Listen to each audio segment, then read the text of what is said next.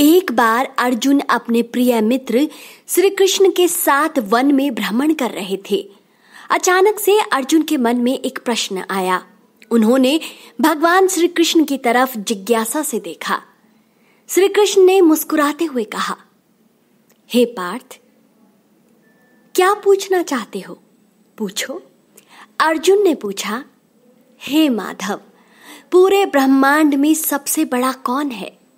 श्री कृष्ण ने कहा, हे पार्थ, सबसे बड़ी तो धरती ही दिखती है, पर इसे समुद्र ने घेर रखा है, तो इसे बड़ा नहीं कहा जा सकता। समुद्र को भी बड़ा नहीं कहा जा सकता, इसे अगस्त्य ऋषि ने पी लिया था। इसका तात्पर्य यह है कि अगस्त्य ऋषि बड़े हैं, लेकिन वह आकाश के एक कोने में चमक रहे हैं।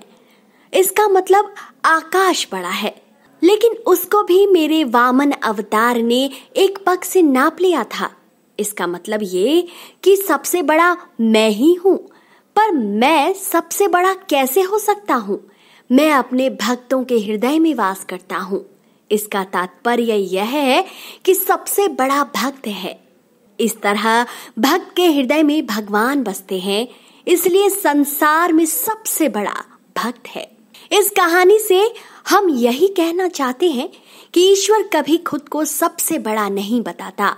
ईश्वर भक्त के मन में वास करता है। उसे ढूंढने में यहाँ वहां भटकना व्यर्थ है। ईश्वर की चाह में मनुष्य को उसका स्थान देना गलत है। भगवा चोले के भीतर भगवान के दर्शन की इच्छा गलत है। ईश्वर सभी के भीतर है। अपने कर्मों को सद्मार्ग पर ले जाना ही ईश्वर की भक्ति है। उसकी चाह में खुद को धोखा देना ईश्वर को धोखा देने बराबर है। भगवान अपने भक्तों की भक्ति से खुश होते हैं, ना कि उनको जगह जगह ढूंढने के लिए कुछ नहीं होता। आज के समय में मनुष्य भेड़चाल का हिस्सा होते जा रहे हैं। किसी भी व्यक्ति को संत का चोला पहने देख उसके अंधे भक्त बन जाते हैं।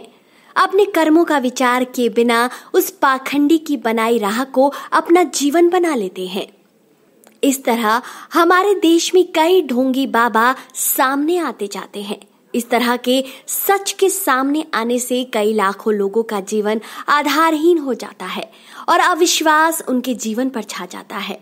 देश के लिए सभी को जागने की जरूरत है। ईश्वर के रूप को सही तरह से समझने की जरूरत है।